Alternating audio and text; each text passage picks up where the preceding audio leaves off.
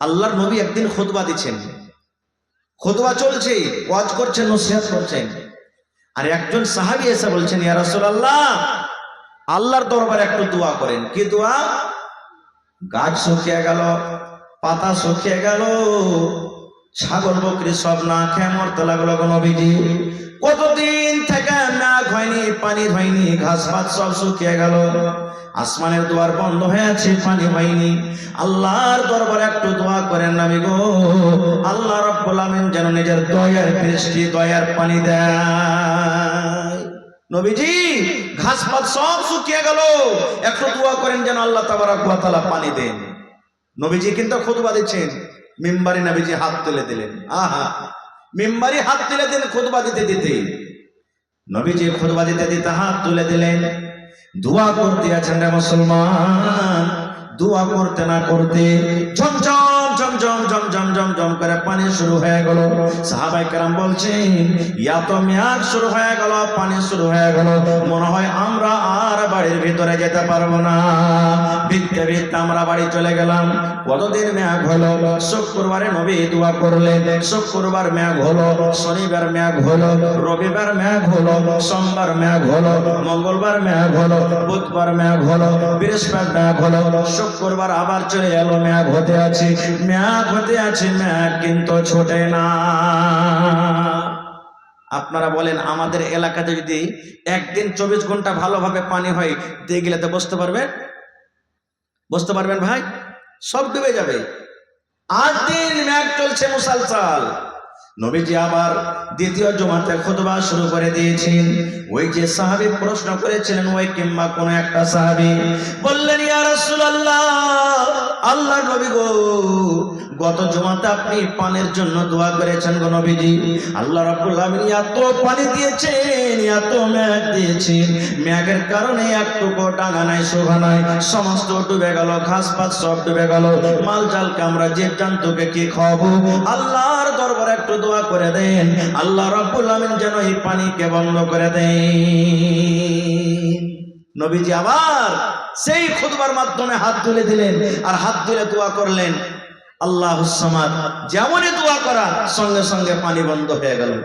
তাহলে বলেন, এরকম নবী দোয়া করছেন, পানি চালু, নবীজি দোয়া করলেন, পানি বন্ধ। তাহলে এরকম নবী যদি বদদোয়া করেন কার জন্য? ওই লোকটার জন্য যে রমজান মাস পেল আর রোজা রাখলো না, তাদের থেকে কপাল পোড়া দুনিয়া তার কেউ আছে ভাই? তাদের থেকে কপাল পোড়া দুনিয়া থেকে কেউ আছে? কিন্তু হায়রে আফসোসের কথা, এই রমজান মাস যে আসছে, কত ভাইয়ের কিন্তু বেমারি বেড়ে যাবে ভাই। এই 2, 4, 10, 20 টাকা, 100-200 টাকার গ্যাসের ওষুধ নিয়ে নিবে, আর গ্যাসের ওষুধ নিয়ে তখন সকাল সকাল খাইবার করে, ভাই রে খুব পেট চলছিল ভাই, রোজা করতে পারি না, রোজা করতে পারি না। কত ভাই তো বলবেন, বাড়তে কি খাইতে নেই যে রোজা করতে যাব? কত ভাই দিনের বেলাতে সিগারেট টানবে, বিড়ি টানবে, পান খাইবে মুখ লাল করে, কেউ হোটেলে খাইবে। ওকে যদি বলেন তো কি করবে? আল্লাহকে দেখে ডরে না তো মানুষকে দেখে ডরিয়ে কি করবো? কত বড় বদনসিব! কার কি নেবেন? একটা মাওলানার কি নেবেন আপনি? ইমামের কি নেবেন? কিচ্ছু নিতে পারবেন না। দয়ার নবী বদদোয়া করেছেন, আল্লাহর ফেরেশতা আমিন পড়েছেন, বদদোয়া করেছেন, আল্লাহ যে রোজা রাখলো না, ওই জন্য ধ্বংস হয়ে যায়, হালাক হয়ে যায়, বরবাদ হয়ে যায়। আজকে আমরা নবীর কথার করে ভরসা রাখতে পারি না, নবীর প্রতি ঈমান রাখতে পারি না। একটা বুখারী শরীফের হাদিস, একজন কালো ধরনের মহিলা নবীর পরে কত বিশ্বাস রাখতো জানেন? মির্গিওয়ালা পেশেন্ট দেখেছেন আপনারা? মির্গির রোগী দেখেছেন? মির্গির রোগী দেখবেন, মানুষ আগুন পানি থাকতে গেলে বেমারিটা জোর করবে। একজন কালো ধরনের মহিলা, দেখতে কালো, বুড়ি মানুষ, আল্লাহ নবীর কাছে এসেছেন। আসার পর কি বলছেন? আল্লাহর নবী গো, আল্লাহ রাব্বুল আমিন আমাকে একটা রোগ দিয়েছেন গো নবীজি, একটা বেমারি দিয়েছেন। কি বেমারি? আমার কাছে মির্গির রোগ আছে, আমার কাছে মির্গির অসুখ আছে গো নবীজি। আল্লাহ নবী গো, আগুন বুঝি না, পানি বুঝি না, লোকজন বুঝি না গো নবীজি, বেমারি আমার চালু হয়ে যায়, আমি কিন্তু বেহুশ হয়ে পাগল হয়ে যাই। একটু আল্লাহর দরবারে দোয়া করে দেন। আমার বিশ্বাস আছে, দেখেন মহিলার কেমন কথা, আমার বিশ্বাস আছে, আমার ঈমান আছে, আপনি হলেন আল্লাহর নবী। আল্লাহর দরবারে যদি আপনি দোয়া করেন, আল্লাহ রাব্বুল আমিন আপনার দোয়া কবুল করবেন, আল্লাহ রদ করবেন না। কি দোয়া নবী গো? নবী গো, আমি একটা মহিলা মানুষ, আল্লাহ রাব্বুল আলামিন আমাকে মির্গের বেমার দিয়েছেন গো নবীজি, একটু আল্লাহর দরবারে আমার জন্য দোয়া করে দেন, আল্লাহ রাব্বুল আলামিন আমার যেন এই বেমারিটাকে দূর করে দেয়। আপনারা যেমন মসজিদ ঘরে ইমাম সাহেবকে 500, 1000, 2000 দিলেন, বা এমনি বলছেন একটা ইমাম সাহেব দোয়া করে দেন যাতে এই অমুক জন মুসিবত আছে মুসিবত দূর হয়ে যায়। আজকে আপনি দান করবেন, মৌলানা আমার মা কি বাপ কি দাদু দাদি মুসিবত আছে যেন দূর হয়ে যায়, করেন কি করেন না? সেই মহিলা বলছেন ইয়া রাসূলুল্লাহ একটু আল্লাহর দরবারে আপনি দোয়া করেন যেন আল্লাহ আমার এই মুসিবতটাকে দূর করে দেয়, মির্গির বেমারিটা দূর হয়ে যায়। ভাইরে এবার নবীজি কি বলছেন দেখেন, রে আল্লাহর বান্দি আমি তোমার জন্য দোয়া করব, আল্লাহ হয়তো তোমার বেমারিকে ভালো করে দিবেন, কিন্তু বান্দিরে শুনো তার আগে তোমাকে আমি দুইখানা অপশন দিচ্ছি, দুইখানা আমি তোমাকে রাস্তা দিচ্ছি। 1 নম্বর অপশন, আল্লাহ যে তোমাকে বেমারি দিয়েছে, তোমার কাছে যে মির্গের রোগ আছে রে বান্দি, তুমি যদি সবর করো, তুমি যদি ধৈর্য ধরো, আল্লাহ তোমাকে বেমারি দিয়েছে, তুমি যদি সবর করো, সবর করার কারণে আল্লাহ রাব্বুল আমিন তোমাকে জান্নাত দান করবেন, তুমি জান্নাতের ভিতরে চলে যাইবা। আর যদি তুমি বলো যে না দোয়া করে দেন আমি যেন ভালো হয়ে যাই, তাহলে আমি নবী আল্লাহর দরবারে দোয়া করতে গেলে হয়তো আল্লাহ আমার দোয়া কবুল করবেন, তুমি ভালো হয়ে যাইবা। তাহলে কি চাও তুমি? তুমি দুনিয়াতে ভালো হয়ে বাঁচতে চাও, তাহলে আমি দোয়া করে দেব। আর না হলে সবর যদি তুমি করো, এই বেমারির পরে সবর করো, ধৈর্য ধরো, তাহলে আল্লাহ রাব্বুল আমিন তোমাকে কিয়ামতের দিন জান্নাত দান করবে। কি চাও তুমি? নবীজি দুটো অপশন দিলেন, তুমি দুনিয়াতে ভালো হয়ে থাকতে চাও, আমি নবী দোয়া করে দেবো, হয়তো তুমি ভালো হবে। আর না হলে আল্লাহ যে তোমাকে বেমারি দিয়েছে, তুমি সবর করতে পারো, তাহলে আল্লাহ তোমাকে জান্নাত দান করবে। তুমি আল্লাহ জান্নাত নিবে না দুনিয়াতে ভালো হয়ে থাকতে চাও? এই জামানার আমরা মানুষ হইতাম কি বলতাম, মৌলানা দোয়া করে দেন জান বাঁচলে লাখ উপায়। কিন্তু ওরে সুবহানাল্লাহ কেমন মহিলা বলছেন ইয়া রাসূলুল্লাহ আল্লাহর নবী গো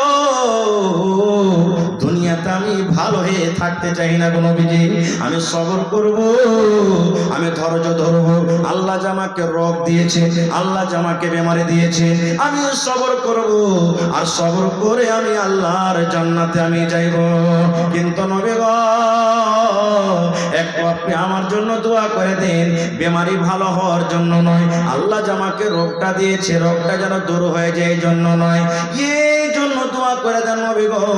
আমি একজন মহিলা মানুষ, আমি একজন নারী মানুষ, আমি রাস্তা দিয়ে হাঁটছি, হাঁটতে হাঁটতে হাঁটতে হাঁটতে হয়তো আমার রোগটা উঠে গেল, আমি পানিতে হাঁটছি, হাঁটতে হাঁটতে হয়তো আমার রোগটা উঠে গেল, আগুনের পাঞ্জরা আমি রান্না বান্না করছি, হয়তো আমার রোগটা উঠে গেল, মানুষ যখন গ্রামে বসে আছে দরকার হিসাবে আমি কোনো কামে গেলাম, হয়তো আমার রোগটা উঠে গেল।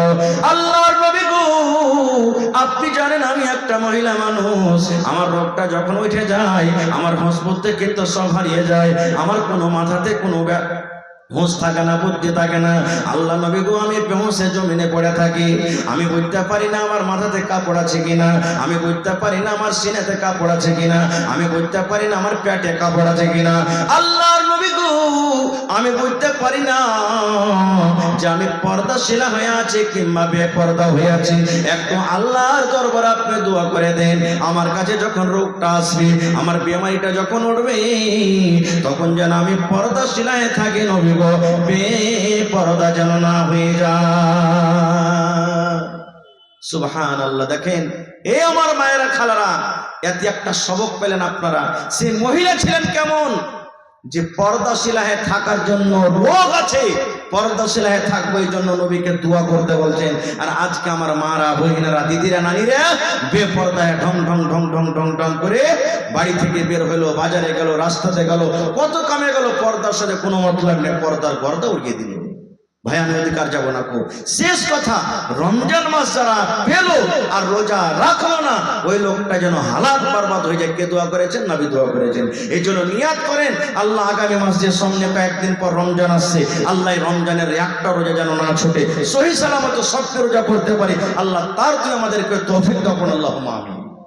3 নম্বরে নবীজি ধাপিতে পা দিলেন, ধাপিতে পা দেওয়ার পর নবীজি বললেন, ও আমার আমার সাহাবী রে, আমি 3 নম্বর ধাপে যখন পা দিলাম তখন পড়লাম আমিন। এই জন্য আমি আমিন পড়লাম।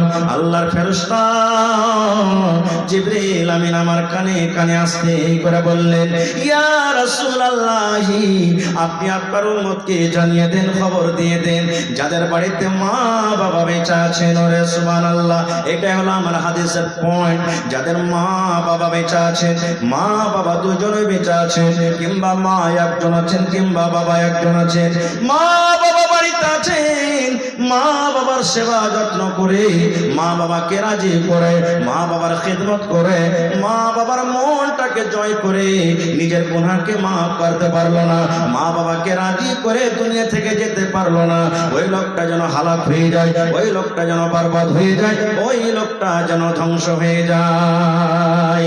মা ছাড়া দরদে হবে নাই রে দুনিয়ায়, মার মতো দরদি কেহ নাই। মা ছাড়া দরদে হবে নাই রে দুনিয়ায়, মার মতো দরদি কেহ নাই। হায়রে আমার দরদিনী আদরিনী মা, দুঃখে সুখে তুমি আমায় দিলা সান্ত্বনা। হায়রে আমার দরদিনী আদরিনী মা, দুঃখে সুখে তুমি আমায় দিলা সান্ত্বনা। বুকেতে জোড়াই আমায় দিত হাত বুলাই রে দুনিয়ায়, মার মতো দরদে কেহ নাই। মা ছাড়া দরদে হবে নাই রে দুনিয়ায়, মার মতো দরদে কেহ নাই।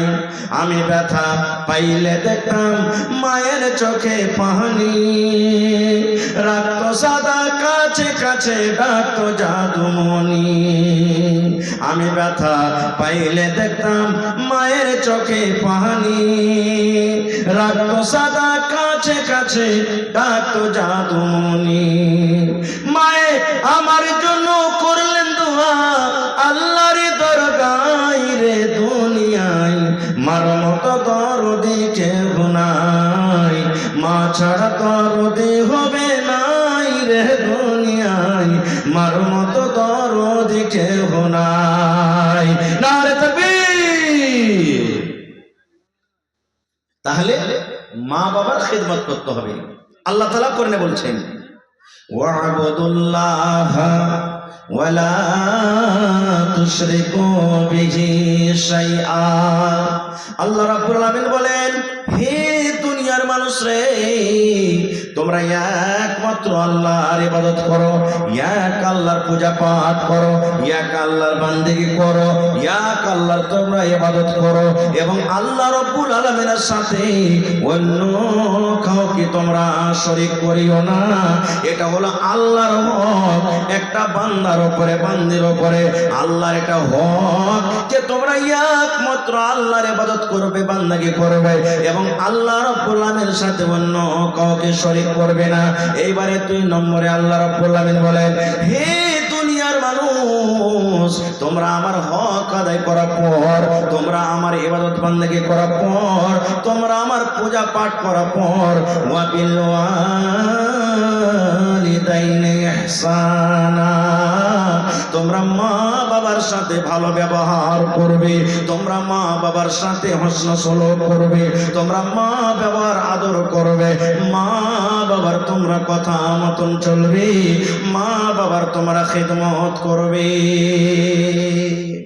ওরে সুবহানাল্লাহ, এই আয়াত আমরা কি বুঝতে পারলাম?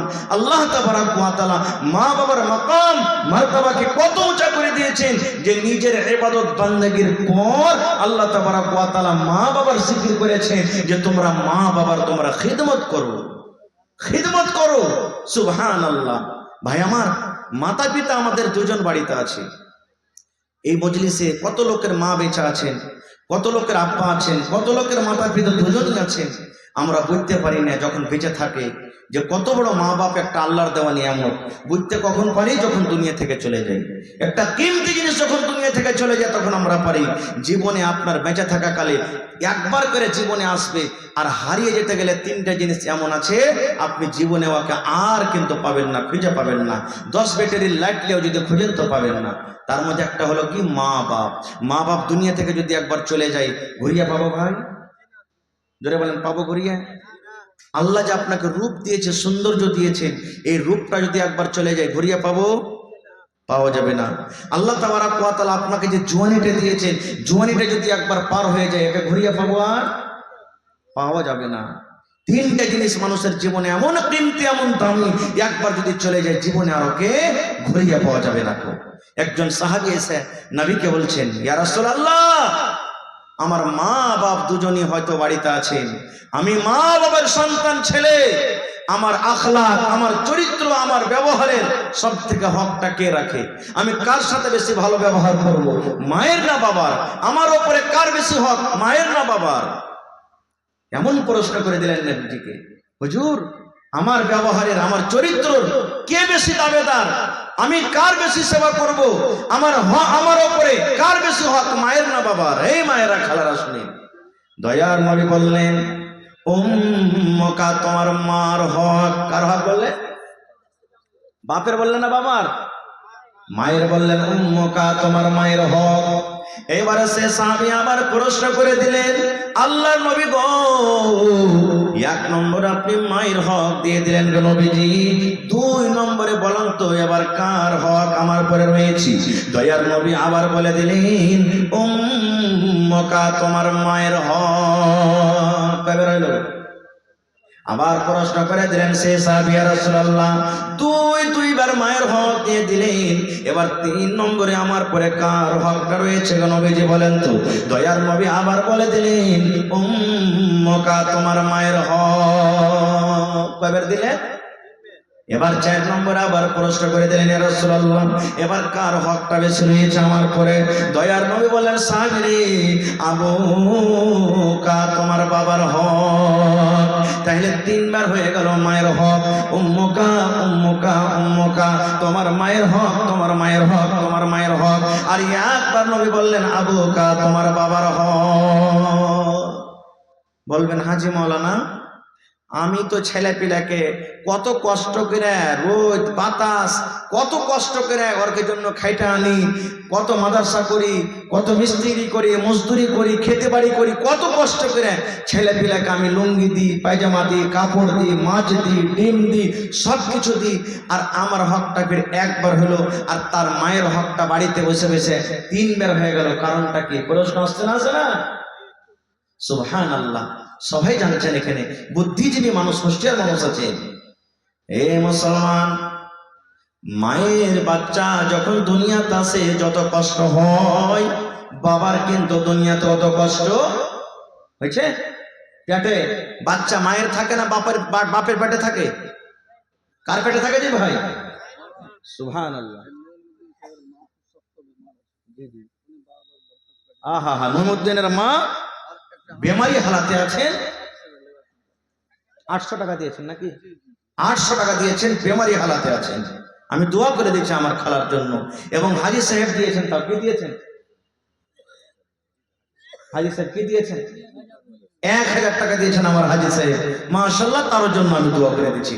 ভাই আমি সময় নেব না, চতুর্বেদী সাহেবের আসার টাইম হয়ে গেছে, আমি 10 মিনিট আপনাদের কাছে সময় নেব। তাহলে এই যে দোকানদার আমার ভাইরা, যত লোক দোকান দিয়েছেন, 100, 200, 10 পিস করে কিছু টাকা দিয়েছেন আমার ভাইরা। এবার বলবেন মুসলমান, মৌলানা, মায়ের কেন হকটা বেশি হয়ে গেল, বাবার কেন হক কমে গেল? এই মুসলমান, আল্লাহ রাব্বুল আমিন বলেন, হে দুনিয়ার মানুষ রে, তুমি যখন তোমার মায়ের পেটে ছিলে, তোমার মা কষ্টর পর কষ্ট সহ্য করে তোমাকে জন্ম দিয়েছেন, এবং 2 বছর পর্যন্ত তোমার মার দুধ চুষে চুষে খেয়েছো তুমি। না খাইনি ভাই? খেয়েছি না খাইনি? ওরে সুবহানাল্লাহ, জানেন যেদিন আমি আপনি মায়ের পেটে ছিলাম, মায়ের দিন যাচ্ছে না, রাত যাচ্ছে, মা কিন্তু আর বলতে পারে না।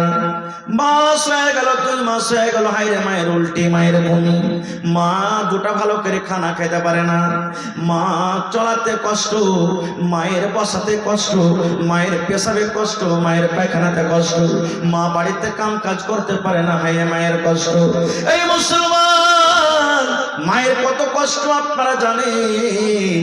সারাদিন মা কাম কাজ করলেন, কাম কাজ করার পর বাড়ির সমস্ত লোককে মা খানা দিয়ে দিলেন, মা খাবার খাইয়ে, মা সন্ধ্যাবেলাতে দুটা ভাত নিয়ে, থালিতে রুটি নিয়ে, ভুজা নিয়ে মা খেতে বসেছেন।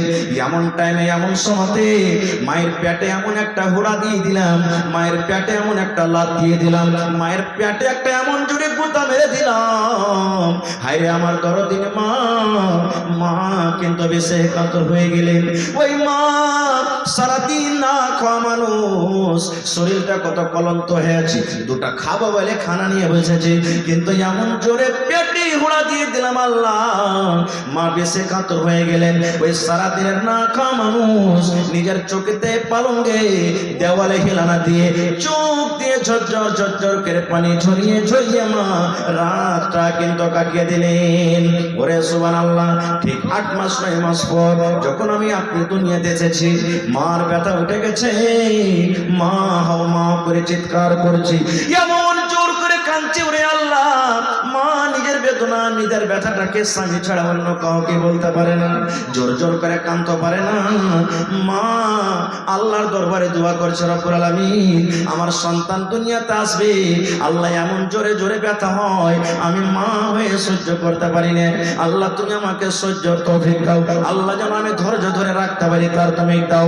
আয় রব্বুল আলামিন, ওই টাইমে মায়ের একটা এমন ব্যথা আছে, মা আল্লাহর দরবারে দোয়া করেন, আল্লাহ জি আমার মরে যাওয়া ভালো, কিন্তু এরকম ব্যথা আমি সহ্য করতে পারি না। এবারে আমি আপনি দুনিয়াতে যখন এলাম, হায়রে মায়ের এত কষ্ট, মনে হয় জিহাদের ময়দানে যেমন মানুষরা লড়াই করতে করতে, যুদ্ধ করতে করতে যেমন রক্তে রক্তিত হয়ে যায়, মা ওই মতো কিন্তু রক্তে রক্তিত হয়ে যায়। এবারে সুবহানাল্লাহ, দুনিয়াতে যখন এলাম, মা আমার আপনার লালন পালন করতে লাগলেন। ওরে আল্লাহ, আমাকে জ্বর হয়েছিল, আপনাকে জ্বর হয়েছিল, আপনাকে পায়খানা লেগেছে, সর্দি হয়েছে, খাসি হয়েছে, ডাক্তার নিষেধ করলেন, এই ছেলের মা, তোমার ছেলেকে পায়খানা হয়েছে, তুমি মাছ মাংস খাবে না, তোমার ছেলেকে জ্বর হয়েছে, তুমি রুটি খাবে না, তোমার ছেলের খাসি হয়, খবরদার তুমি রাতের বেলাতে ভাত খাবে না। আমাকে জ্বর হয়েছিল, আপনাকে জ্বর হয়েছিল, আমাকে খাসি হয়েছিল, আপনাকে খাসি হয়েছিল, এই সমস্ত কষ্ট মা সহ্য করেন, বাবা সহ্য করে না।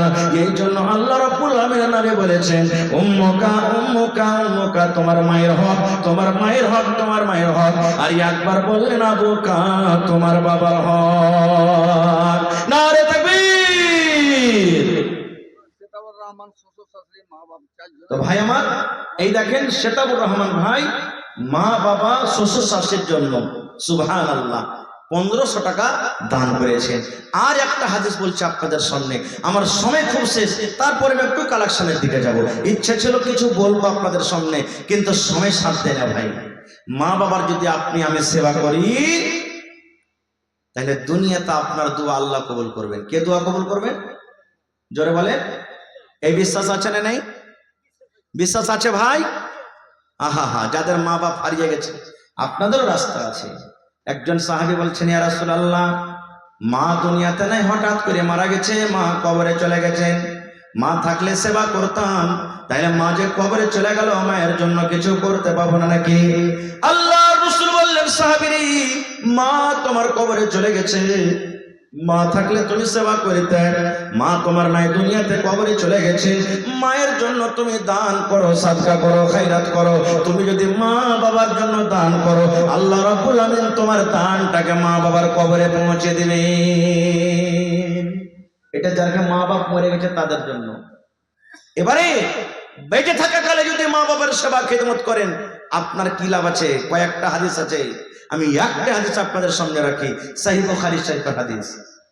আল্লাহ রাসূল বলেছেন, বনী ইসরাইলের মধ্যে 3টা লোক ছিল। কয়টা লোক? 3টা লোক। রাস্তা দিয়ে হাঁটছে, তখন সাইকেল কোনটা পাবেন, মোটর সাইকেল কোনটা, জাহাজ কোনটা, হয়তো ঘোড়া উঠে না তা হেঁটে। 3টা লোক হাঁটতে হাঁটতে চলে যাচ্ছে। হঠাৎ করে কোন দিক থেকে মেঘ চলে এলো। তো মেঘ যদি আসে, আপনি আমি যদি রাস্তা দিয়ে হেঁটে যাই, কোনটি লুকাবো না ভাই? জোরে বলেন, লুকাবো না? এরা তিনটে লোক দেখছে, হারে আশেপাশে কোনো জায়গাতে বাড়ি নাই, মেঘটা ছুটবে তখন যাবো, চল লুকা। তো কোনটা লুকাবি? দেখছে খানিক দূরে একটা পাহাড় আছে, পাহাড়ে একটা গর্ত খাল আছে, বলছে খালে ঢুকে যা চল। দৌড়াতে যে তিনজনে খালে লুকিয়ে গেছে। মানুষ কহে যে যেখানে বাঘ ভাল্লুকের ডর হবে, যে তাড়াতাড়ি করে পালাবো, রাইত না লাগে, ওইখানে রাইত লাগবে, আর না হলে গাড়ি ঘোড়া খারাপ হবে। তিনজন জান বাঁচাবো বলে ওই গর্ততে খালে ঢুকলো। ওরে সুবহানাল্লাহ, পাহাড়ের উপরে বড় ধরনের একটা পাথর রে বন্ধু। ওই পাথর গড়তে ওই গর্তর মুখ জাম হয়ে গেল, বন্ধ হয়ে গেল।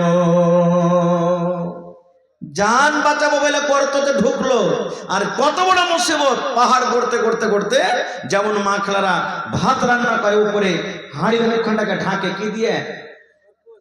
সরপোষ কিংবা ঢাকনি না কি বলে, ঢাকুন বলে, ঢাকুন দিয়ে ওর মতো একবার মুখ জাম হয়ে গেল। এরা তিনজনা তখন খালে পড়ে কইছে, হ্যাঁ হে কি হইলো? জান বাঁচাবো বলে খালে ঢুকলো, আর এই পাথর দিয়ে আমরা চেপে গেল, পাথরটাকে হিলা তো দেখি। তিনজন মিলে যদি হিলেছে, এক সুতা পর্যন্ত হিলাতে পারলে না। এরা মনে মনে কইছে আর উপায় নেই, এখানেই মরে যাবো, এখানেই কবর হয়ে যাবে, আর মা বাপের মুখ দেখতে পাবো না, আর বাড়ি ঘুরে যেতে পারবো না। এরকম সমাতে, এরকম হালাতে তখন ওরা এক অপরকে, তিনজন আছে তো, বলা বলি করছে, হেই একটা কাজ কর, দুনিয়ার সব রাস্তা বন্ধ হয়ে গেছে, গর্তর মুখ বন্ধ হয়েছে, কিন্তু একটা রাস্তা আছে, যদি বাঁচেন তো কে বাঁচাবে? জোরে বলেন, কে বাঁচাবে? আল্লাহ। কেমন করে বাঁচাবে? ওই জীবনে যদি কোনো ভালো আমল করে থাকিস রে ভাই, ওই আমলটা আল্লাহর সামনে রাখ। জীবনে যদি কোনো ভালো নেকির কাম করে থাকিস, ওই নেকিটা আল্লাহর সামনে রাখ, আর আল্লাহকে বল, আল্লাহ এই কামটা যদি তোমাকে রাজি করার জন্য করে থাকি, এই মুসিবত থেকে আল্লাহ তুই বাঁচিয়ে লাও। তখন একজন বলছেন যে হ্যাঁ কথা তো ঠিকই রে। তখন বলতে লাগলো, তিনজনের কথা বলতে যাব না, অনেক সময় লেগে যাবে, একটা লোকের মাত্র কথা। কি? একজন বলতে লাগলো, ভাই রে আমার বাড়িতে বুড়া মা বাবা ছিল রে ভাই। কে ছিল? বুড়া মা বাবা আমার বাড়িতে ছিল। আমি বকরি চড়িয়ে খাইতাম, আমার ব্যবসা, আমার কাজ ছিল ছাগল চড়িয়ে আমি খেতাম। আমি ছাগল চড়িয়ে সন্ধ্যাবেলাতে বাড়ি এসে সর্বপ্রথম আমি দুধ দহন করতাম। আচ্ছা দোয়া করে দিচ্ছি। আমি বকরির দুধ দহন করতাম, আর দুধ দহন করে আমার বাড়িতে আমার বেটি বেটা ছিল, ছেলে মেয়ে ছিল, তাদেরকে আমি দিতাম না। সর্বপ্রথম আমার মা বাবাকে আমি দুধ দিতাম। আমার মা বাবার যতক্ষণ পর্যন্ত পেট ভরে দুধ পান না করা হতো, আমার ছেলে মেয়েরাকে আমি এক ঢোক দিতাম না। সর্বপ্রথম আমার মা বাপকে আমি দিতাম, যে মা তুই আগে খা, আব্বা তুমি আগে খাও, তারপর আমার ছেলেরাকে আমি দিব। কত আমার ছেলেরা পাঁচ ধরে লোহালটি করতো, আব্বা দেও, কিন্তু আমি দিত না, এটা আমার রোজগার কাম ছিল। এবার লোকটা বলছেন, ভাই রে একদিনকার ঘটনা, আমি অনেক দূর বকরি চড়াইতে চলে গেছি রে ভাই, বকরি চড়াইতে অনেক দূর আমি চলে গেছি। এবার বাড়িতে আস্তে আস্তে কিন্তু রাত হয়ে গেছে। আমি বকরিকে বাঁধলাম, আর বকরিকে বাঁধে আমি দুধ দহন করলাম। দুধ দহন করে পেয়ালা নিয়ে মা বাবার রুমে আমি চলে গেলাম। আল্লাহ রে আল্লাহ, দেখছি আমার মা বাপ দুজনও কিন্তু বিছানায় ঘুমিয়ে গেছে। মা বাপ আমার শুইতে গেছে, কি করব?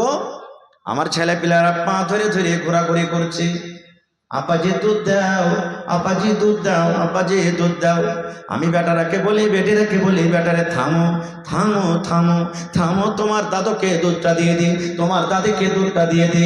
এই বেটা শুন, আমার মা বাবাকে যতক্ষণ পর্যন্ত আমি দুধ না দেব রে, ততক্ষণ পর্যন্ত আমি তোদের মুখে কিন্তু আমি দুধ দেব না। বলছে ভাই রে, এই কথা বলতে ছেলে পিলা গেল আমার কাঁদতে থাকলো, কেউ নিন চলে গেল। আমি গিলাস নিয়ে তার হয়ে থাকি, কখন আমার মা আমার জন্য জাগবে, আমার আব্বা জানের চোখ কখন খুলবে। আমি সেখানে দুধ নিয়ে আমি কিন্তু দাঁড় হয়ে গেলাম। আমি শুধবো না রে, আমি ঘুমাবো না, কে জানি আমার মাকে কখন ভোগ লেগে যাবে, আমার আব্বাকে কখন ভোগ লেগে যাবে, আমাকে ডাক দেবে, আমি চেতন পাবো না। আর আমার আব্বা আম্মা যদি আমার জন্য বদদুয়া করে দেয়, আমি ধ্বংস বরবাদ হয়ে যাবো। গিলাসে দুধ মা বাবার শীতানা আমি দাঁড় হয়ে গেলাম। এই যে মা জাগবেন, এই যে আব্বা জাগবেন, এই যে মা জাগবেন, এই যে আব্বা জাগবেন, আমি দুধ দিব। এই করতে করতে করতে সকাল হয়েছে, তখন আমার মা বাবা জেগেছে। সকাল পর্যন্ত আমি দুধের গিলাস নিয়ে দাঁড় হয়ে থাকলাম। ভোরবেলাতে যখন মা বাবার যখন চোখ খুলেছে, সেখানে দেখছে কে যেন দাঁড়িয়ে আছে। বলছে, কে তুমি? জি, কে? তখন লোকটা বলছে, ভাই রে, আমার মা বাবাকে বললাম, মা গো, আমি তোমার হতভাগা সন্তান। বলছে, বেটা রে, তুমি কেন এখানে দাঁড় হয়ে আছো ঘরে? বলছে, মা, আমি অনেক দূর আজকে বকরি চড়াইতে চলে গেছিলাম, বাড়িতে আমার আসতে লেট হয়েছে। আমি দুধ দহন করে যদি আসছি, দেখছি তোমরা ঘুমিয়ে গেছো, আর আমি এক গিলাস নিয়ে দাঁড় হয়ে আছি, কখন তোমরা জাগবে, কখন তোমাদেরকে আমি দুধ দিব। কিন্তু মা, তোমরা না জাগছো, আমি না তোমাদেরকে দুধ দিতে পারছি।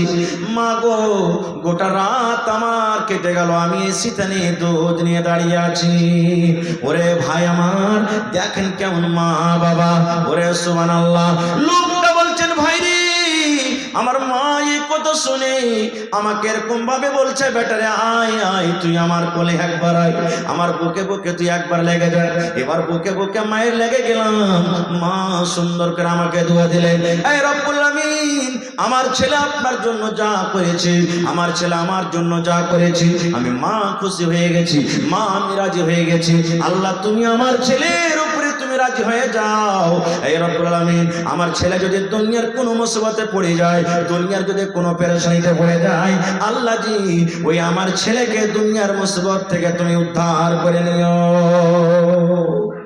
এবার লোকটা বলছেন, আল্লাহ, এই কাজটা যদি আমি তোমাকে রাজি করার জন্য, তোমাকে সন্তুষ্ট করার জন্য করে থাকি, আল্লাহ তুমি এতখানি পাথর ফাটিয়ে দাও যেন আকাশে আমরা দেখতে পাই, আকাশটা দেখতে পাই। যেই পাথর তিনজন মিলে ফাটাতে পারলো না, যেমনই নিজের ঘটনাটা বয়ান করা। আল্লাহর রাসূল বলেছেন, পাথরটা হটতে হটতে হটতে তিন ভাগ করে এক ভাগ মুখ থেকে পাথর হয়ে গেল। আকাশ দেখতে পেলে কিন্তু এখনো বাড়ার চান্স নেই, বাড়াইতে পারবে না। কি বুঝলেন হাদিস থেকে, ঘটনা থেকে কি বুঝলেন? মা বাবা একটা এমন বড় নিয়ামত, যদি মা বাবার সেবা যত্ন করেন, মা বাবার যদি নেক দোয়া যদি আপনি আমি পেয়ে যাই, ভাই দুনিয়া আখিরাত ধন্য হয়ে যাবে। দয়ার রাসূল বলেছেন, মা বাবা রাজি, আল্লাহ রাজি, মা বাবা নারাজ, আল্লাহ নারাজ। তবে হ্যাঁ, প্রত্যেক কথা কিন্তু মা বাবার শুনতে হবে না। যেটা শরীয়ত বিরোধী কাজ, যে কাজ করতে গেলে গুনাহ হবে, যে কাজ করতে গেলে পাপ হবে, আল্লাহর কোরআন বলছেন যে ওয়াইন জাহাদাকা আলা আন তুশরিকা বিহি মা লাইসা লাকা বিইলম ফালা তুতিহুমা।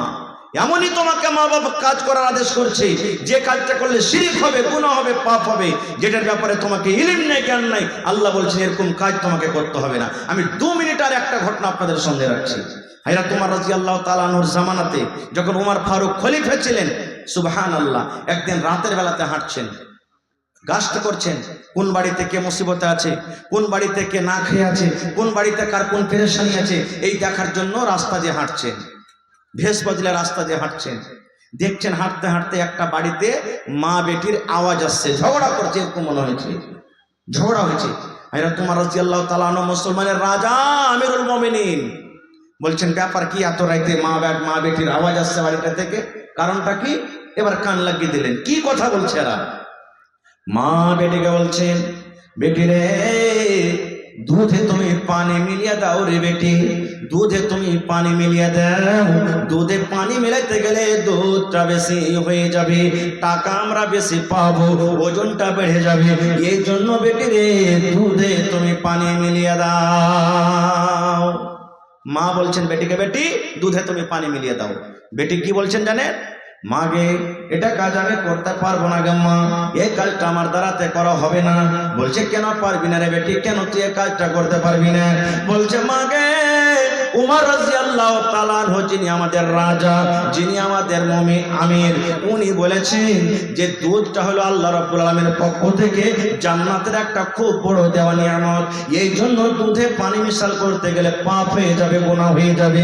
মা গো, আজকে আমি দুধে পানি দিতে পারবো না, মা আমি দুধে পানি দিতে পারবো না। তখন মা বলছেন, বেটি রে, তুই যে বলছিস যে দুধে পানি দিতে পারবো না, উমর ফারুক নিষেধ করেছেন, তো উমর ফারুক কি এখন এখানে আছে, তোমাকে কি দেখতে পাবে? বলছে মা গো, উমর ফারুক এখানে না থাকতে গেল, উমর ফারুক না দেখতে গেল, একজন দেখছেন যার নাম হলো কে? আল্লাহ। আমি কিন্তু দুধে পানি দিতে পারবো না।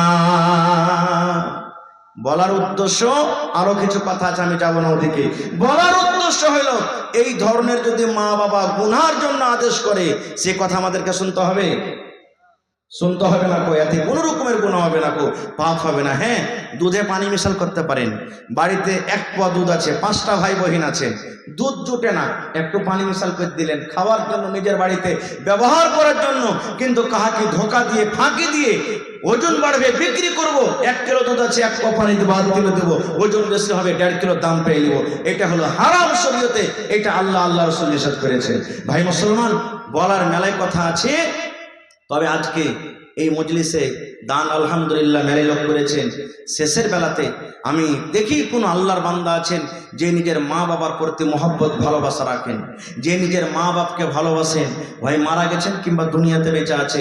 আল্লাহ রসুল বলেছেন যে যা 3টা আমল এমন আছে, ইজা মাতাল ইনসান, মানুষ যখন মরে যায় সমস্ত আমল তার বন্ধ হয়ে যায়, ইল্লা মিন সালাসা, 3টা আমল ছাড়া। 3টা আমল এমন আছে যে আপনার মরার পরও কবরে কিন্তু নেকি পৌঁছিতে থাকে, বন্ধ হয় না। তার মধ্যে একটা হলো কি, নেককার সন্তান, নেককার আওলাদ, নেককার বেটা বেটি। এই যে আপনারা দিনদার নেককার সন্তান মা বাবার বসে আছেন, আপনি যদি মা বাবার জন্য দান করেন, এই দানটা আল্লাহ তাআলা আপনার কবরে পৌঁছে দেয়। দেখি গত রাতের আগা রাত্রে আমি একটা জালসাতে ছিলাম বাউরা সোনেলিতে, একজন মহিলা বেনামিতে 1 লক্ষ টাকা দান করলেন মসজিদের জালসা। সুবহানাল্লাহ।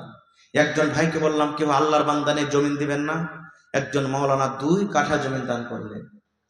2 কাঠা, কেউ 1 লাখ, কেউ 2 লাখ, কেউ 5 লাখ।